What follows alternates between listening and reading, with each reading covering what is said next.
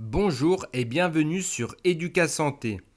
Je m'appelle Avinsen, je suis kinésithérapeute et ostéopathe. À travers cette série de plusieurs épisodes, je vais vous proposer des approches thérapeutiques de la hernie discale, afin que vous puissiez chez vous, à la maison, mettre des actions en place pour traiter cette hernie. Pour partir sur de bonnes bases, dans ce premier épisode, nous allons tout d'abord comprendre ce qu'est la hernie discale. En effet, c'est par une bonne compréhension du mécanisme d'apparition de la hernie que vous donnerez un sens aux exercices que nous allons voir ensemble tout au long de cette série.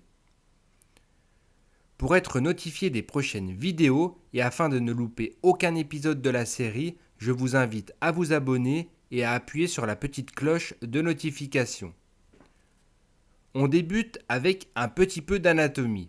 Comprenez que vous avez une colonne vertébrale et entre chaque vertèbre la présence d'un disque intervertébral, dont le but est d'amortir les contraintes et de favoriser la mobilité.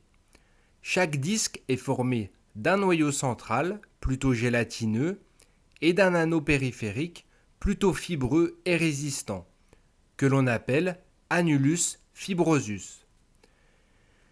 Alors, comment se forme la hernie discale ?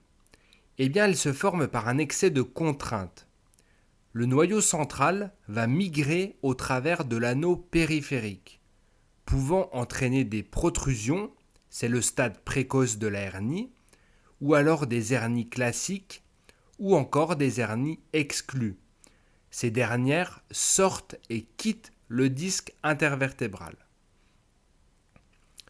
Ces hernies peuvent comprimer des nerfs périphériques et entraîner des sciatiques, par exemple, qui correspondent à des irradiations douloureuses dans la jambe.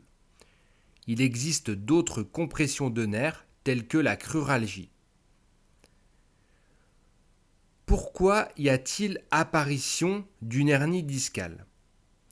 Schématiquement, il y a deux principales causes. La première se traduit par un excès de contrainte en compression. C'est le résultat de la pesanteur, de notre propre poids et de sursollicitation, qui entraîne un écrasement du disque, ce qui a pour effet de favoriser la formation de hernie discale. La deuxième cause, c'est la flexion, le fait de se pencher vers l'avant. Ce mouvement va avoir tendance à entraîner le noyau gélatineux vers l'arrière, fragilisant peu à peu l'anneau fibreux.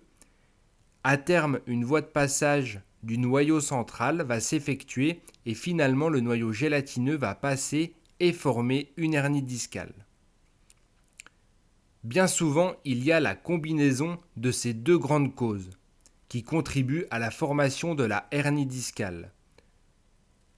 Nous verrons dans la suite de la série que d'autres facteurs sont également à prendre en compte.